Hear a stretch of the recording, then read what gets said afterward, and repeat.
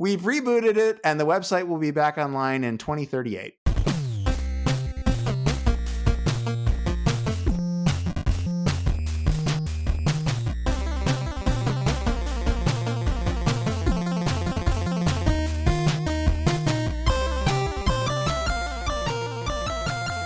Hey, Ben. Hey, Matt. How are you doing, friend? Dancing to the theme music. We both are. I know. Again, we've said this before, but like the new recording setup means that we get to play the intro music, if only just to get the timings roughly right. Mm-hmm. And so there we are, bopping away. And actually, thinking of that in the background, not that our listener can see because we never record the video to this, but there's a huge box of nonsense behind me, if you can see it over here. And this great Mm-hmm. So I'm traveling at the moment. I'm at my parents' house in England, which makes this an international recording, and Yep. I've been mining all of the stuff that I left behind as a kid to send either home, which was actually kind of a miracle thing. I had 2 large boxes of like cool stuff of mine that I'd left here because, I wasn't planning on being in the States for more than a couple of years, but 14 years on, I'm like, well, maybe I should take this home now. Yeah. And I just stuck a sticker on the side of these boxes and I took them to a local shop. Magic happened. And then my wife texted me a picture of them on my front porch in America. It's like, I know that's how that works, but I was still so excited to see my things get there in like a day and a half. It was brilliant. But now I'm sending all of this stuff off to the person who composed our theme music, Inverse Phase, Brendan Becker, for his museum. In fact, he has got great news. He has just raised enough money to buy his own property, and he's moving his museum of cool like games and weird and wonderful computer tech paraphernalia over the years into Pittsburgh. So at some point next year, I will definitely be going to Pittsburgh to see him and the amazing things. Anyway, weirdest thing. What are we talking about today, Ben? Today, Yes. in addition to cool museums, we are talking about Musea? Medusa. I don't know. Medusa. We are talking about messaging systems. Messaging. So there are various systems in the world that you design as some service somewhere is going to send you a reasonably small message, and you're going to process that message, and then you're going to send 1 or maybe more or maybe 0 messages out to another thing. And the whole architecture of the system is designed with just sort of this message passing in mind. Okay. And oftentimes when you have systems like this, you have distributed computing problems. You have sort of reproducibility concerns that you need to think about. And so I thought it would be a good idea to talk about some of the things in our experience, having built some of systems like this. Yep. And we can talk about maybe what some of those systems were just for context. But in our experience building systems like this, what are some things that you should do? And what are some things that you should definitely not do? Interesting. Yes. So we're talking about, you mentioned small message there. So we're not talking like bulk data thing here. We're talking, what would be an example of, what would be like a canonical example of this kind of system? Yeah. Well, I think starting right off with some of the things that you should not do is I don't think that you should put gigabytes of data into something and call it a message. I mean, strictly speaking, but you mean in these kinds of systems, you wouldn't want to call that is something that I would be skeptical of if someone was like, well, can't we just take this 3 gigabyte file and stick it in there? It's like, so, and again, message pass. So we're talking things like broadly something which could be using something like Kafka as a sort of mental model of like, hey, you're going to just put a sequence of messages somewhere, and or it could be some other system, but I'm just putting Kafka in my head for now as like something that probably most of the audience space might have heard of. And then obviously that's a great example of something you shouldn't do is putting a massive message into a message queue system. They're usually not good at larger pieces of data. Sometimes your recipients will want to discard some messages, and if you curse them to download a 3 gigabyte file just to discover they don't want it, that's not good behavior. So the typical solution I can think of that is that you normally put bulk data somewhere else, be it like, say, an S3 bucket or some shared file system or some other system, and then you send a message that says, hey, there exists some big data over somewhere else that you can get hold of. Is that the kind of Yeah. thing? Yeah. Yes, that's what I've done as well. Is you have basically a pointer to some other large piece of data, whether it's a file in object storage or maybe even like, one thing I've seen is like embedding a SQL query that's bitemporal. So when you run it, you always get the same results. You can put that in the message, be like, oh, there's some data available here if you want to query it, right? Oh, that's neat. But like embedding, the core idea here is that don't put a bunch of data into a messaging system, whether that's just a system that's passing messages or a queue, right? Like something like Kafka Yep. or some other type of queue. Instead, put in something that allows you to fetch the consumers of that stream to fetch that data if and when they want, based on maybe some Yeah. metadata that you include in the Now, message. you've obviously, by doing that, you have added another system to an otherwise straightforward system. Like I would need to mock out, if I was testing this, both the retrieval system separately from the message queue system. There's an allure to saying, hey, let's just throw it in the one system and then everything's a message and we don't need anything outside. So I can see why, but there is a blurry line. Like, we throw out 3 gig of data is like, that's too much. Yeah. But maybe 300K. I don't know. Yeah, right. Maybe. Maybe it's fine.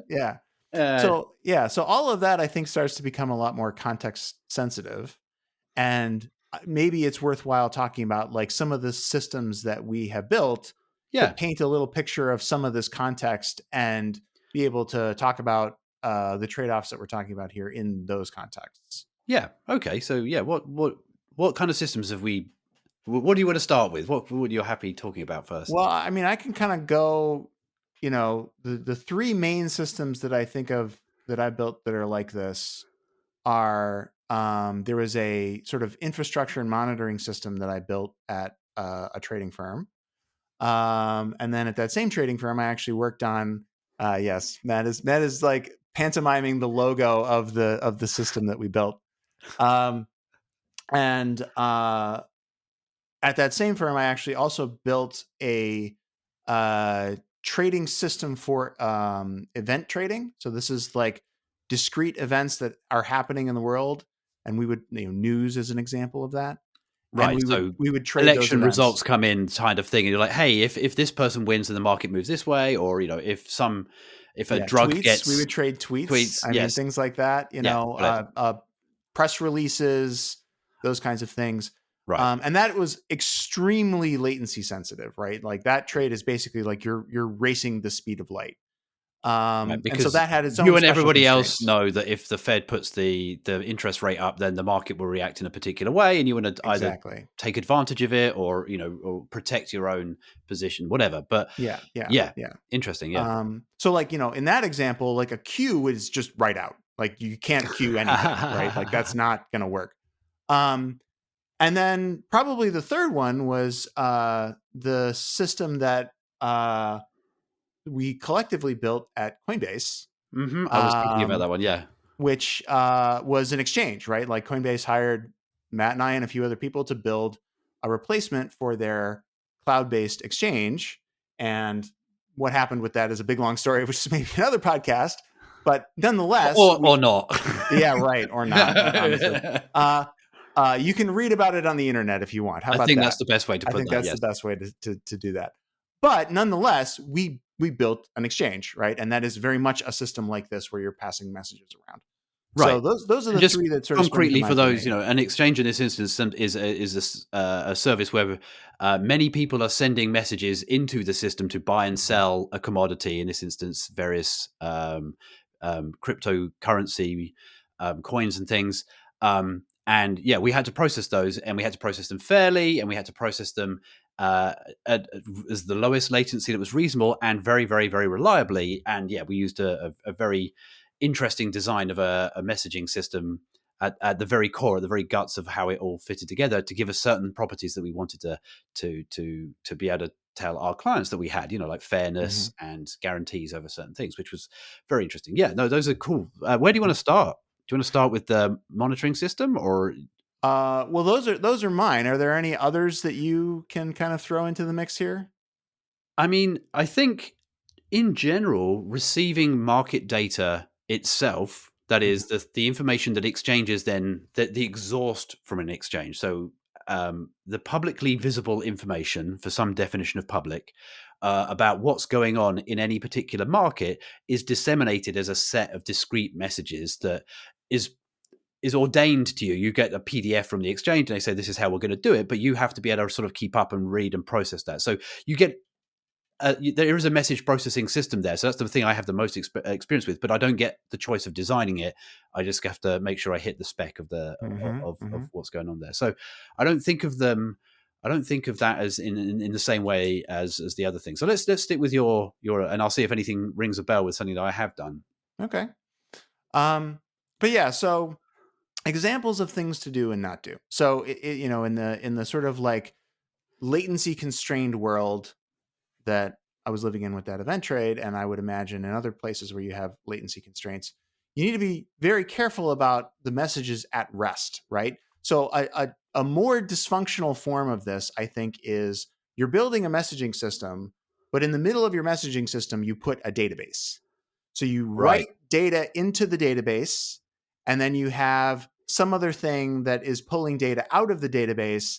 And it's like maybe got like a cursor or something where it's like, I'm at like row You're tailing 1000. a log effectively. That log just lives in a database, and you've got you're just following down an insert on one side and a select the next thing on the other.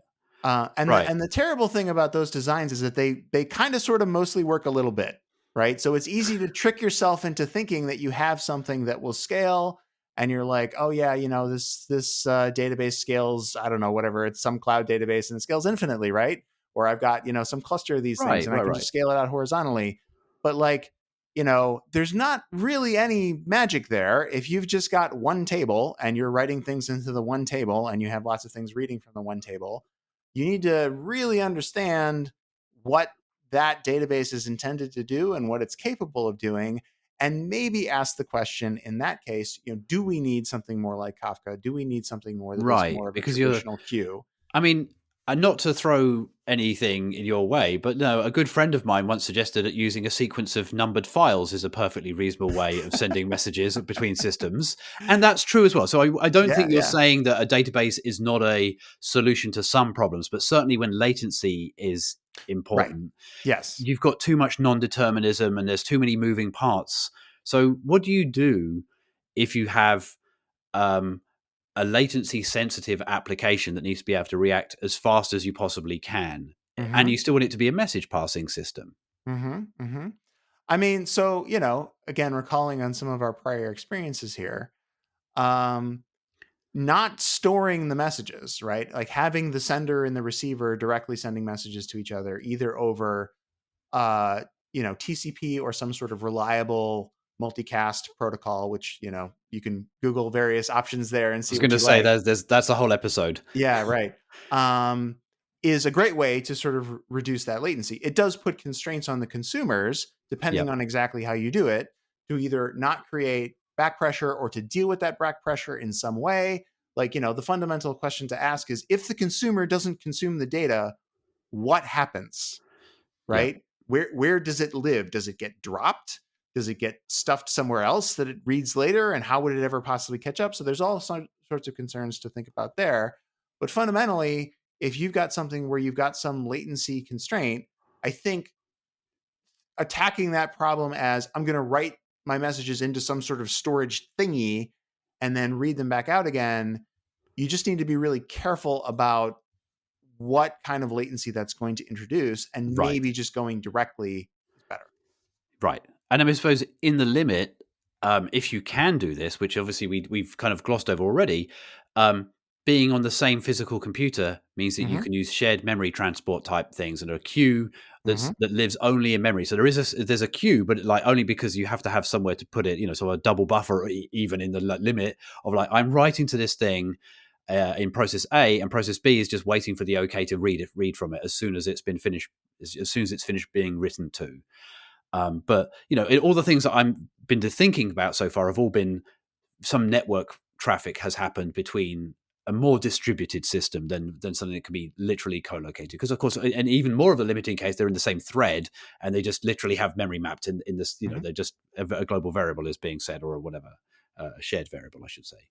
Um, yeah, so storing the data is sort of orthogonal to durability of the data. You don't always need durability. Something like Kafka will always give you durability. And as you say, that's the thing that stores it kind of first, and then everybody gets a copy of it from the brokers that have already stored it. There's a quorum based here, and everyone's got, we know that if a message has been sent, if before anyone sees it, some configurable amount of durability has taken place such that you know that that message has not been lost and will definitely be there again if you have to go back and get it. And then there's something on the back end as well where you can say, I know that this message definitely got processed by at least one of the people that were supposed to do anything with this message. And so that's really, really good when you're talking about things like financial transactions and other things where you like, it absolutely needs to happen. We need to have a journal of record, and that journal is more important than the latency hit we have.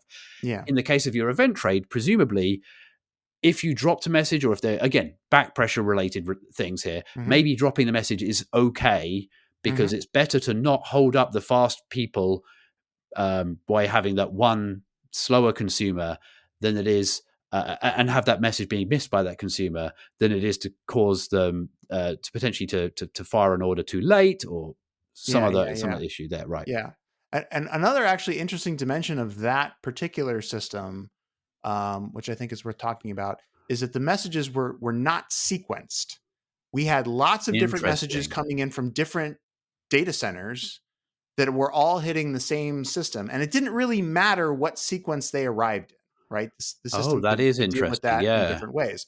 But oftentimes it is very useful to be able to sequence a stream of messages. Yes. Because that allows you to do things like create a state machine, and then any consumer of that stream should be able to reproduce the same state of the state machine from the sequence of events. And obviously, a classic example of this in finance is building a book, but there are lots of situations in which you want to have a sequence stream of events that you can use to reproduce state in any consumer that sees that stream. Right, this is like log structured journals of information, like databases and things. You just need to be able to process them in strict sequence. Now, and again, that's okay. So, like you mentioned, building a book in our world, which is taking this multicast data that flows from the exchange and applying it as the set of modifications to an empty state to bring your world up to date with whatever orders are flying around and are currently active.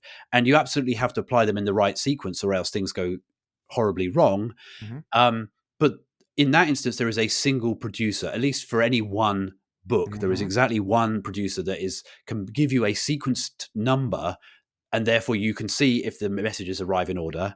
And so that's an easy proposition.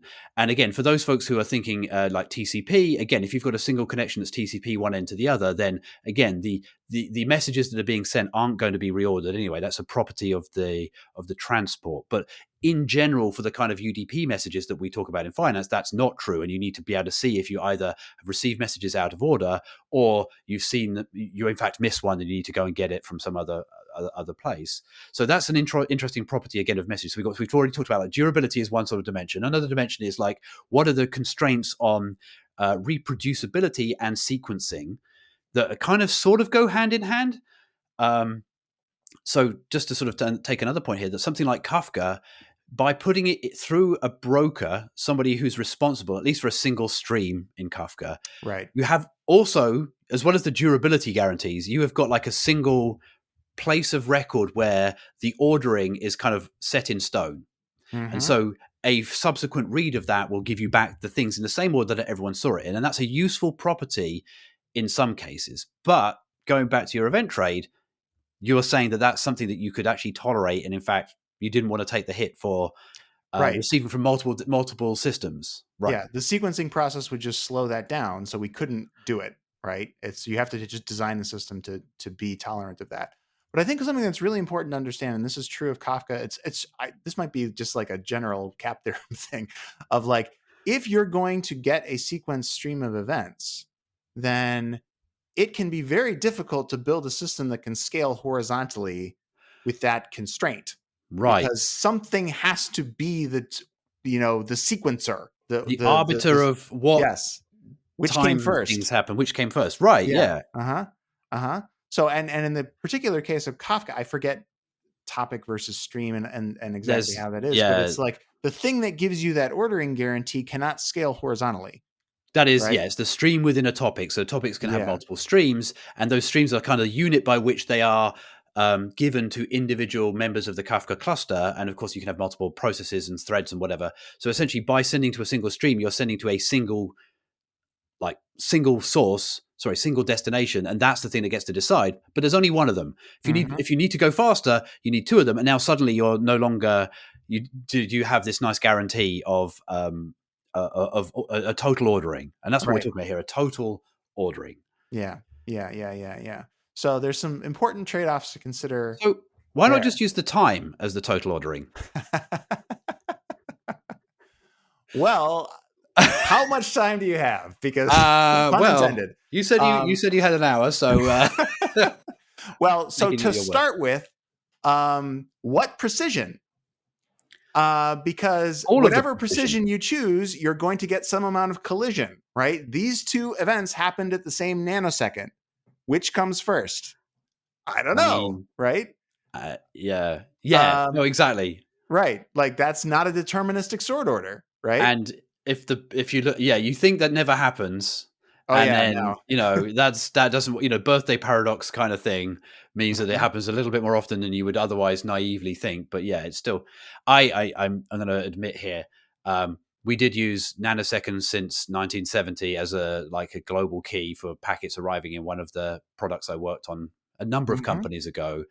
And the solution there was a post-process arbitrarily picked one of them if it found two that had the same, and just added 1 nanosecond until it didn't Yeah, right. match anymore. Right? It's Right. it's pragmatically, it mostly never happens, but when it does, it really blows your system up. So yeah. Yes. And then It's so how much precision? Great question. And you and I have been fortunate enough to work in the finance industry where we already like to have accurate time. So getting a somewhat accurate to within low digits of nanoseconds time is feasible for us, but for most people that isn't an option. You can get milliseconds at best. right. And NTP will get you within plus or minus 15, maybe 20 milliseconds. Better than two people synchronizing their watch in an old spy movie, but not that much better.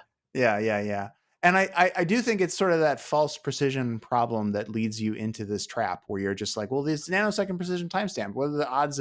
Like they can't even physically arrive at the same time. Like the photons don't move like that. It's like, okay, but then what happens when your clocks are just off, right? Like they're just not that precise. And so you get two things that have the same timestamp because your clocks just aren't that precise. Right. And, as soon as you have more than one cable, the photons don't move that way, but you can have two parallel streams of photons that do arrive at exactly the same time. Right. And so it can and does happen. Yep. Yeah. So, you can't just use time. And anyway, whose time are we talking about? Because. Right. Now we're getting into the whole problem. This is a whole other category of this, which is clock domains, right? Like Yes. synchronizing time between multiple computers is hard. It requires thought and oftentimes specialized equipment. And if you just sort of take it for granted that all clocks everywhere are the same, you're setting yourself up for a lot of hurt. Like the hurt is coming for you. Right. So anytime that you're going to be comparing time, you need to be thinking about what is the source of those clocks and how precise are they and how accurate are they? And how are you going to deal with the differences between them? And what are those differences? What can they be? And, what are the things there? So it can go all the way from, we've got a GPS antenna that's sitting on the top of the building, and we know the precise geographic coordinates of that antenna. And we know how long the cable is from that antenna to all of the various servers that are using that antenna to synchronize their time. And from the length of those cables, we can compute the drift from the received signal end of the antenna to each of the individual computers, right? And unless you're taking that level of precaution or something kind of like it, I would not trust any nanosecond timestamp to be greater or less than anything else, right? You've missed out even some bits there. Like when we were doing stuff at previous companies, there would be a rubidium-based oscillator with a very high, there's an oven that's got like rubidium at some temperature, and it's used, and that's the thing that you synchronize with the GPS, and everything synchronizes to that with some complicated protocol. And no, I say a complicated. This is my favorite protocol, and I remember one of our network engineers saying to me, "Yeah, we use PPS to synchronize the master clock with the individual like clocks on each of the machines. So I was like, PPS, wow, what's that pro? Because I've heard of NTP and I've heard of PTP and PPS, and he's like, it stands for pulse per second.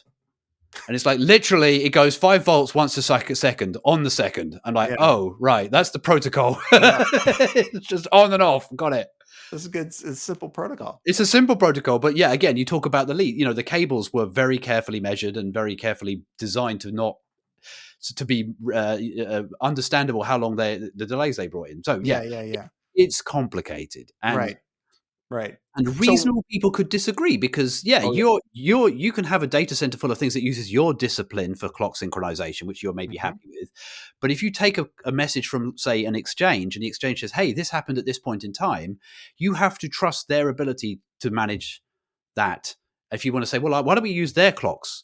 Whatever we're doing on our side, forget it. Let's just use the clocks from the remote people. We have been through this process. You're like, well, that makes sense. They surely have done something sane. And then, of course, what if they haven't? I mean, not that I would ever throw aspersions at our friends who have a difficult job maintaining these systems, but things have gone wrong before, and then suddenly you're thrown into a world of hurt because time went backwards by tens of nanoseconds, and you're like, no, I always expect time to go forwards because that's one of the few truths, along with taxes and death, is like time moves forwards.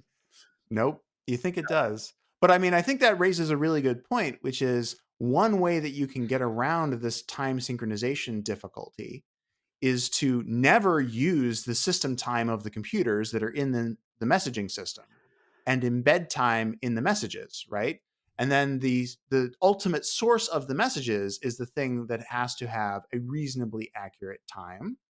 But the sense of time for all of the downstream system just comes from that. And that is really important if you want to do what we were kind of talking about earlier, where you have a sequence of messages and you're trying to reconstitute state based on that sequence of messages.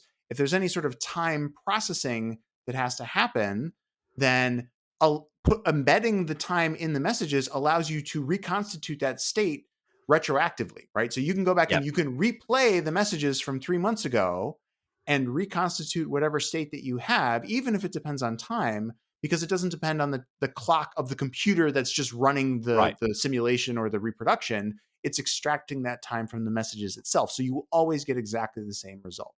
Yeah. No, I mean, so just to take a temporary diversion here, this is one of the things that in the code base that I was working on, we used different types for the different types of time. So they were literally not comparable or convertible between each other without like an explicit thing I could search for in the code saying like, we're doing this, we're crossing clock domains right now. I am trying to look at the current time as measured by whatever process has given me the time on my computer, and I'm comparing it to the message time that was embedded in the message through some mechanism. And I have to know that comes with this huge bag of caveats.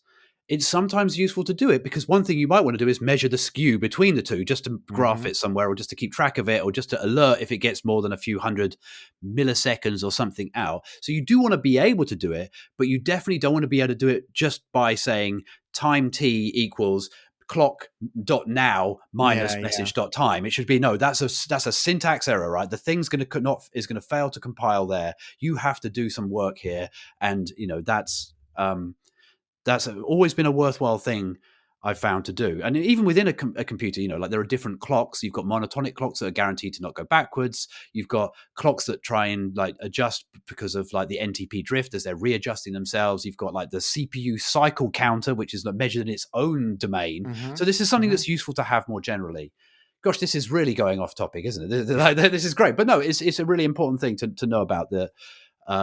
And I mean, I think it's worth saying as well, just because it's cool, that it is possible to get networking hardware to add a timestamp onto the end of packets that flow through it. So there are certain switches that you can configure. You can plug them into this PPS and get them to synchronize with your very accurate timestamp. And then every message that flows through that switch gets a payload on the back of each packet tacked on after like the end of what would normally be the UDP packet or the TCP packet or whatever. And you need to use exotic mechanisms to go and actually pull those bytes out, but they Mhm. are there. And then you can have like a source of truth at maybe the edge of your network. As things come in from the outside world, you say, well, this is where we're going to timestamp it. And Mhm. that's useful Mhm. for both reconstituting the sequence in which they arrived at the edge, which is not necessarily the order that they arrived at you, because cables can vary within the system and routes within your system can vary, but it gives you something to measure things by. And in particular, when you're doing some of those more latency sensitive things that we've been talking about, having a sort of ground truth comparison that you can look at that timestamp for the thing that came in and look at the timestamp of your message that went out of the system. You've got like, that's literally how long it took, warts and all, every network hop. Anyway, that's one of the many sources of clock domains, and we were talking about clock domains in the context of ordering. So yeah, go Yeah, ahead. yeah. Well, and that actually brings up another topic, which is that timestamping is an example of something else that is a really good practice, which is tracing, right? Yes. As the message flows through your system and as it's being processed at each stage, it is quite often useful to be able to embed in the message, or maybe as a wrapper around the message, depending on how you do it, information about the tracing. And that can be useful for performance. It can be Yep. useful for like Like error debugging. Yeah. debugging, yeah, like like just general observability, figuring out like, hey, this message failed to process, why, like where did it stop, what problems did it run into, or it was really slow to process, why, what was the bottleneck, right, what was the slow part. And sometimes you'll do things like creating some sort of identifier at the point of ingestion or message creation, and then you can have like an external system that refers to the message as it flows through using that identifier. Or sometimes you're literally just adding information into the message object as it's Right. flowing through. That To incidentally is what we used the nanosecond timestamp for, because obviously Mhm, the hardware on mhm. the outside would put this nanosecond timestamp on every packet. And we're like, well, that's a unique identifier, except when it Yeah, isn't. yeah, yeah. But That's most right. of the time it is, and then it Yeah. gives you this sort of unique ID, this sort of like trace ID, which is carries information in its own right because it's the time that it arrived as well. But Mhm, yeah, mhm. not always. Unfortunately, not always unique. Yeah. No, that's I've variously seen this as provenance or tracing or causality or there's and I'm sure like I know that the Open Telemetry project I keep being pointed at, and I'm going to start looking at that soon. I keep meaning to. They seem to have a whole bunch of stuff around the telemetry of more just generally of systems, but I wonder if they have something that also talks of or can be used to correlate. That's another one, correlation IDs and things like that, or Mhm. one event and like the causality as it traces through your system and you see all the different events. I mean, even on just like a website, just seeing that someone clicked a button and caused an error, and you're like, well, that the back end error was caused by this click over here, is useful. Anyway, sorry, again, Mhm. really off base here, but yeah, No, I mean, I think these are all dimensions of this problem that you considerations. need to be thinking about if you're going to build systems like this, right? Um, Yeah, we've talked about various dimensions so far of messages. We talked about like durability. We talked about sequencing. We've talked about now tracing. We talked about determinism. What are the and very we opened with don't put giant areas of data. Giant blocks of data into your messages, and we yeah, said yeah. be very careful about which clocks you use. What other considerations are there? I mean, so how your monitoring system does it? Let's think a little bit about the monitoring Yeah. system. So that had a very very high set of inputs. Like essentially, it was a centralized monitoring system for the whole company's Yeah, services. yeah, All the yeah. services could send all the stats they wanted to it, and you had to deal with it. Yeah. I'll tell you one What? thing, one mistake that we made, and this is, good judgment comes from experience and experience comes from bad judgment. And so listeners, I hope that you get to benefit from From all our of the bad judgment of the people on this podcast and the hard won experience. And so when I say like you need to be careful about clock domains and you need to think about like where your source of time is, one of the great mistakes that we made very early on in that project, and it's something that just haunted us forever, is we allowed people who were sending messages to the system. So the idea behind the system is that you'd have, you know, external clients that could send, telemetry data, or I mean, basically anything like prices, internal application metrics, whatever they wanted. They could send, data to the system. It worked a little bit like StatsD, if you've ever used StatsD, Yeah, but sort it of, had or sort of more. Prometheus-y type things but it's Yeah, yeah. a lot more. It was designed for more real time stuff rather than like once a minute, once a second Yes, kind of stuff. yes, It yes. was The very idea much like, behind the system was like, it's cool and that Grafana has a chart that updates once a minute, but we need something that can update many times per second because it's monitoring trading systems. And if something happens, we need to know about it right now. So like human time. But one of the great mistakes that we made with the system was allowing people to put their own timestamps on those messages. That was a terrible idea. An it's absolutely so terrible easy idea. to do. I can see why you'd want to be able to do Yes. this. Like I find this quite often with things like like our Prometheus setup, because like, hey, I've got a build. I want to like measure my build time, and I want to post it, and then sometimes I want to go back in time and like run the last 100 builds one day apart from each other, and I want to populate some data in the database so that I don't just have now data, I have historic data once I've thought I want it, right? And so how bad would it be to let me post stuff that's in the past to you so that I can write my data? Like, it's a reasonable thing to want to do. So what was the drawback? What made you rue that decision? Well, because inevitably people want to be able to say like, oh, and also give me the list of all the messages that were delivered on this day. And now that's just wrong. Because your timestamp and my timestamp don't line up for whatever reason, right? It could be that you post or pre or post dated your thing, but you did the calculation wrong. It could be that like what you actually want when you say the data that was delivered on that day was the data that was delivered on that day, and not like whatever timestamp it had, because that came out of your log file or whatever. This comes back to almost like the by temporality thing. It's like, there's the time that I got it, and that's the kind of knowledge time. When did I know that you said that you wanted this thing? That's one timestamp. And then the other timestamp is, what time did you say that you wanted this thing to be known as of, or related to? Sorry. And in almost all situations, those two times are coincident or so close that nobody cares, but not always. Right. And I think that's one of the harder things. I don't know if we ever talked about bitemporality. Maybe we have. I don't know. We must have done in passing. That's a whole interesting world as well. Like it's you want to say, on this day, what messages did you send me? And then you want to say, on this day, what samples fall in this window, which is different from when did you tell me about those samples, right? That's I mean, again, they're mostly the same. But okay.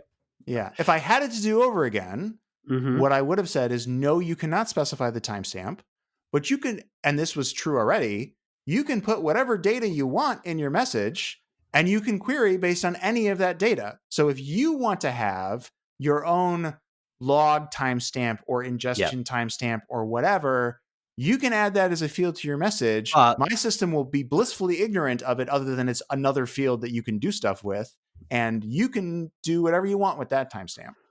Yeah, that is your piece of data to do with you wish, but we know when it arrived with us, and that's all we're going to like keep as the sort of primary thing that we can. Yes. Also, speaking of timestamps, please, please, please do not put localized timestamps in your messages. It can be nano precision, it can be millisecond precision, it can be second precision. I don't even care, but it's a number. Please just put a number in there. Don't put some parsed string with a time zone offset. No, and store it in UTC. Yes, for this kind of thing, or some well-defined, never-changing thing.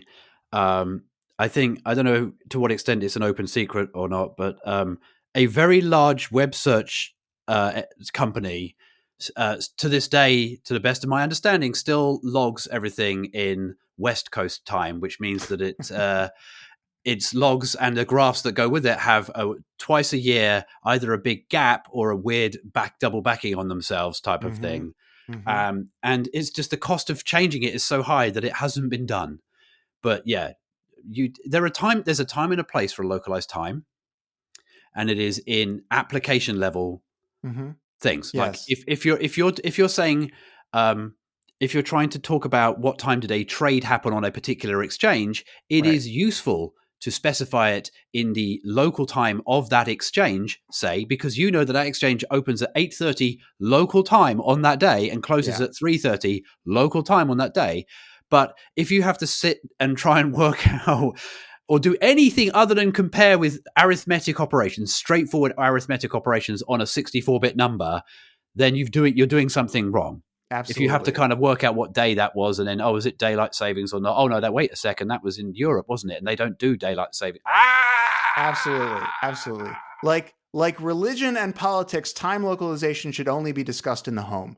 Like the international standard is a 64-bit number, and only when you're displaying it or like viewing it or making a report do you ever take that 64-bit number and turn it into some localized time that is localized for the person who is viewing it, right? Yes. Or the system, perhaps. Or whatever it is. Yes. Yes. No, then Yes. that makes sense. Yeah. I think Right. that is that. And then, yeah, nanoseconds since 1970 is not a bad thing to fit into 64 bits. That'll get you till, I can't remember when, but it was, it's far enough in the future that at least right now I don't have to worry about it before I retire. Although that is, I'm an old man, so maybe the younger folk will have to worry about it. But but there are any number of ways of storing time better than that, or yeah. You can pick your own epoch, right? You don't have to be 1970. It's convenient if it is, because then you can use right. the Unix date command to kind of move back and forward. In fact, one of the first things I do, I check in all my dot files. Sorry, this is another sidetrack, but one of the like fish functions of the shell that I use is to convert numbers from an epoch time to like a displayable time and backwards, right? So I can do epoch and then just type a number in, and then it, based on however many digits it's got, it guesses whether it's millis, micros, or nanos, and then it prints it out in my current time zone. And it is the single most useful thing. I know people go to epochconverter.com, which drives me bonkers to see, why would you go to our website with all these flashing ads and things on it just to convert some numbers when it's like something the command line can do? But on the other hand, it's a pain to do. But or you can just open up a JavaScript console in your favorite browser and paste the timestamp into new date. Yeah, that'll also give it to you. That's a great one. Yeah, I'm remembering that one. That one's even more portable than mine. It's super convenient most of the time. Another thing to think about here, and this is kind of getting back to, I was saying like, don't put a database in the middle of your messaging system, right? Right. Generally, sometimes it's fine, and as you said before, sometimes it's just a file. But like, okay, if I can't do that, then how am I supposed to bridge the gap? Because there will almost certainly be a gap between the world of like stream processing systems and batch processing systems, right? Like at some point, someone's going to want to run a database query or something on your data, right? And how do you handle that, right? And also this kind of ties into a durability thing where it's like, if you don't have a system like Kafka or some other sort of durable queue in the middle of your system to kind of keep track of the history, you just have, UDP packets or you have something else, like what should be responsible for sort of keeping the historical record of everything that has ever happened, right? Right. So, which obviously some people don't need, and that's fine. If you're a video game server and you've got the player positions that are being updated, then maybe you don't need a log for all time. But if you're working in finance, it's generally a good idea to keep everything forever for all time in case somebody comes and asks you a very awkward question about what happened. Yeah. And this ties in also to another thing that we were talking about reproducing state for state machines. So it's like, the cool idea is like, all right, I'm going to take my messages, I'm going to pass them into some system that processes them. There will be no other information that goes into the state machine other than the messages itself. And therefore I can completely reproduce the state from the sequence of messages. It's like, yes, that's cool. But what happens when you have 7 years worth of messages and you have to start at the beginning? That seems bad. So one of the things that you typically do is you have something that is consuming the stream of messages whose purpose is to store them and also potentially snapshot them, right? Right. So you have something that is consuming the messages, it's writing them into some persistent store. Maybe it's even like transforming them into like something that can fit into it, like a database table or some other format that is nice for bulk processing. And another thing that it might be doing is running this sort of state machine and taking a snapshot at some regular interval and then putting that into the storage as well. So that when you need to reproduce the state for some particular point in time, rather than having to play all 7 years worth of messages through your system, you can jump to, a prior but recent snapshot and then load that state into your system and then only replay the messages forward from there. And that will be much faster and much more efficient. Right. Right. Provided there exists a sensible snapshot Right. format, which is an Right. interesting. So I think what you're this is now sort of moved into what I think of as like a log structured journal of, like, you know, like you have some database that you, or in memory representation of the world that you update through seeing these events. For some things, so for example, to build the set of live orders on an exchange, that is the prices of like Google and all the people that are trying to buy and sell Google, you can unambiguously snapshot that state and go, okay, this is what this is at this point in time at 9 in the morning. These are everyone's orders, and now if you just load up this 9 a.m., you can carry on. You don't have to have loaded up, you know, the 7 a.m. ones or the whole from the whole day. That's fine, right? But as soon as you start getting to things that have state that is like non-trivial, now it becomes a function of the processor of that state. So let me give you an example. What if you were keeping some kind of exponential moving average of some of the factors of that? That depends on how long the window of your exponential Mm-hmm. is, and some other properties of that. Like what do you count? Which kinds of information go into that or don't? And now you've got a complicated piece of state that is arguably different for every client. You know, maybe some people care about a 10-day look back, and then other people want a 5-minute look back, and so that gets kind of tricky. But yeah, I don't know where I'm going with this now, but like it's not as straightforward for application domains if they have any kind of state that requires some history in order to get to the point, other than the like the pure individual like add remove of, say, a book, unambiguous stuff. Yeah, and that state can get quite large because of these constraints. And I think this is something that is really important to think about, because this kind of snapshotting becomes very important when you think about error recovery, right? And there's two dimensions of error recovery that I think we can talk about here. One is you've got some consumer of this stream and it's crashed, and now you want to restart it, right? Yep. What state do you need to let it sort of rejoin the stream, right? Again, do you have to go back to the beginning of time and process 7 years worth of messages for your system to restart? That's going to be bad, right? So we'll fix it next year.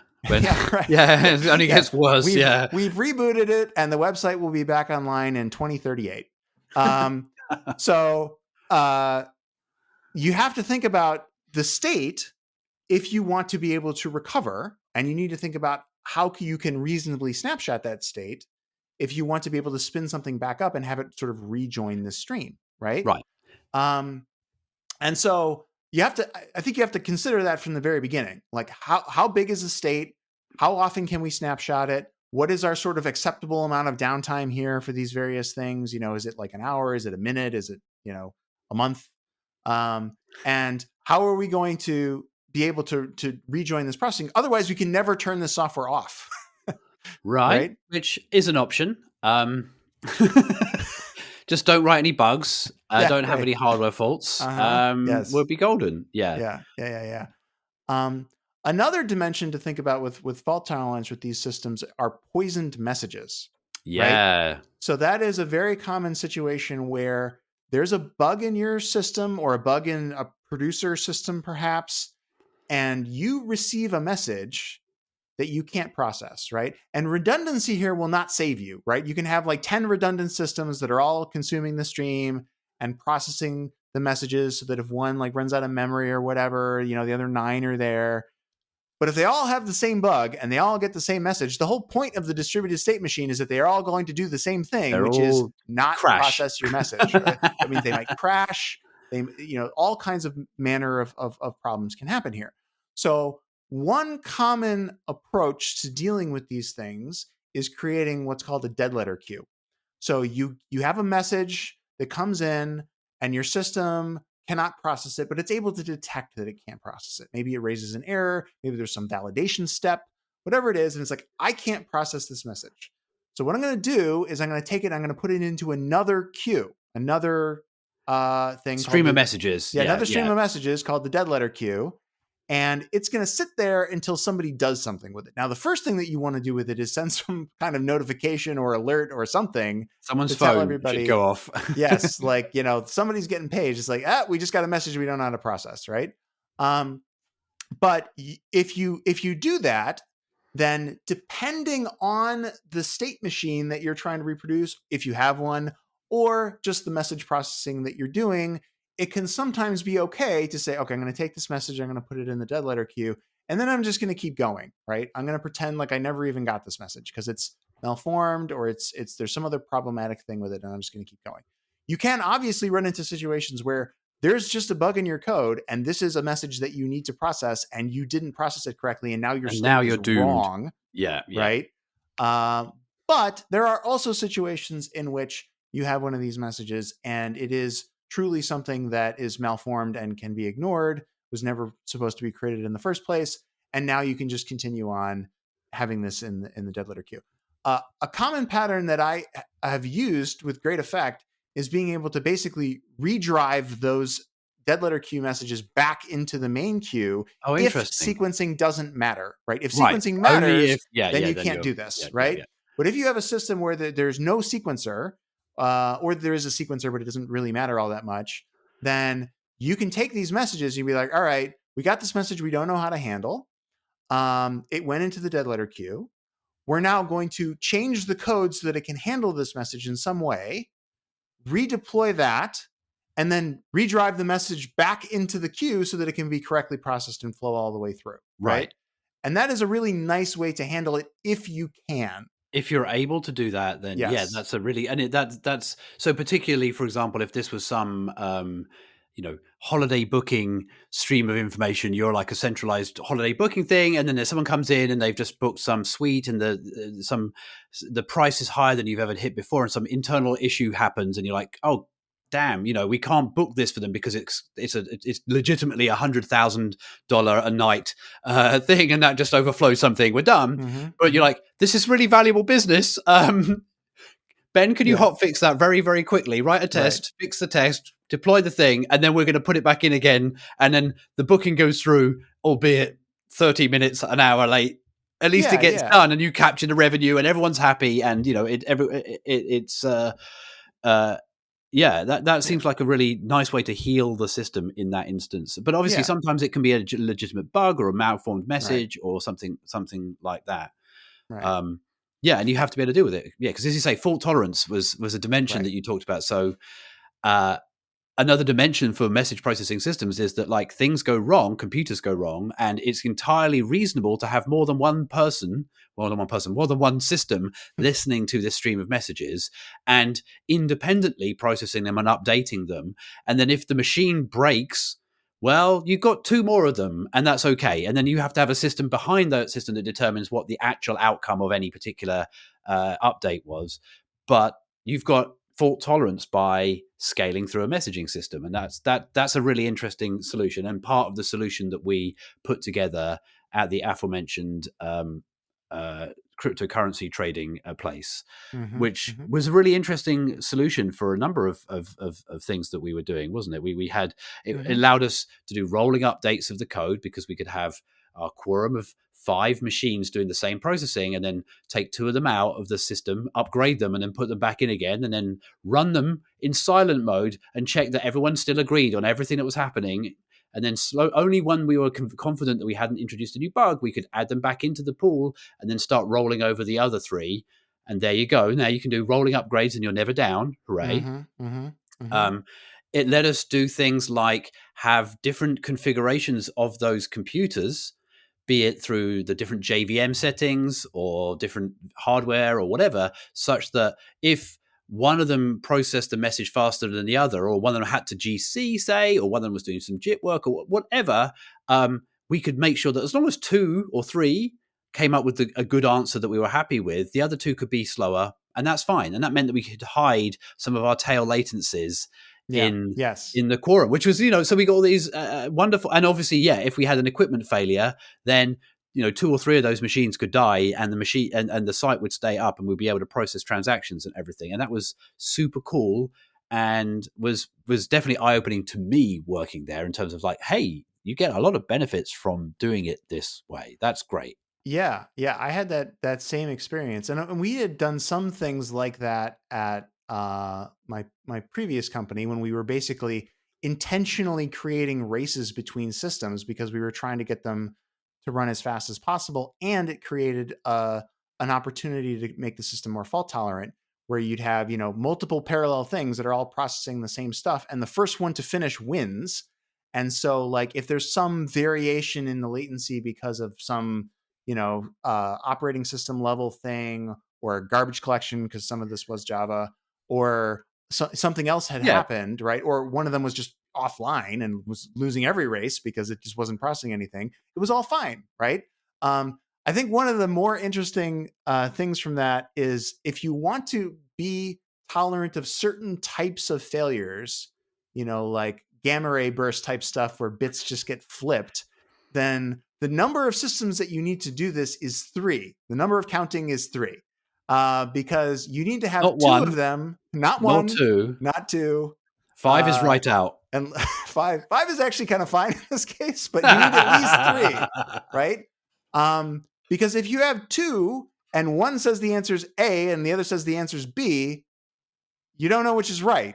You need 3 so that you can compare. Okay, 2 of them say it's A and one of them says it's B, so B is suspect. And if you have 5 and 4 of them say it's A and one of them says it's B, then that's even better, right? But you need at least 3. If they're all running the same version of the code, it's time to start looking through your radiation hardening protocol for what on earth happened, or check the demesg for any kind of uncorrectable error, memory errors and things of that nature. But yeah, that's I think I've just looked at the time and we've been gabbling. Given that we hadn't really got a plan, which is as our regular listener will know, is how we do this. We've covered quite a lot of ground, although I don't know that we covered our intended topic exactly as I would have done if we'd have written out something before, because we went on so many tangents, but in a good way. Like we talked about time, we talked about durability, we talked about scalability, and all these things come out of a message-based system, or can come out of a message-based system, especially if you have this sort of like journal-based thing where you say the sequence of messages is the only input into my state machine, and I can trivially start from the beginning of time and get to exactly the same state. Or we can snapshot if we know what the internal state's important at different points along that time and have the best of all worlds, which is super cool. Yeah.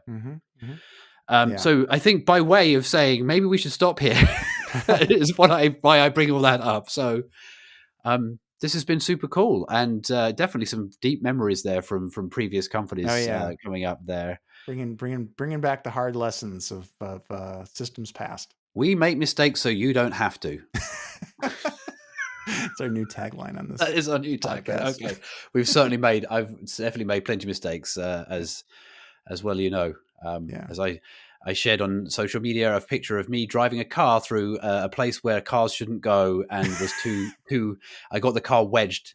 You have to look 3 gigabytes worth of car in your messaging system. And it didn't work. 2.9 gigabyte hard drive. Yeah, it didn't work very well. Anyway, well, I think we should leave it there, my friend. Thank you as ever for joining me in this endeavor of trying to, I don't know what we're doing, trying to what? Be entertaining and enjoy ourselves, and hopefully be interesting and useful to other people too. Yeah, this is a good one. All right, friends, until next time. You've been listening to Two's Complement, a programming podcast by Ben Rady and Matt Godbolt. Find the show transcript and notes at www.twoscomplement.org. Contact us on Mastodon. We are at twoscomplement@hachyderm.io. Our theme music is by Inverse Phase. Find out more at inversephase.com.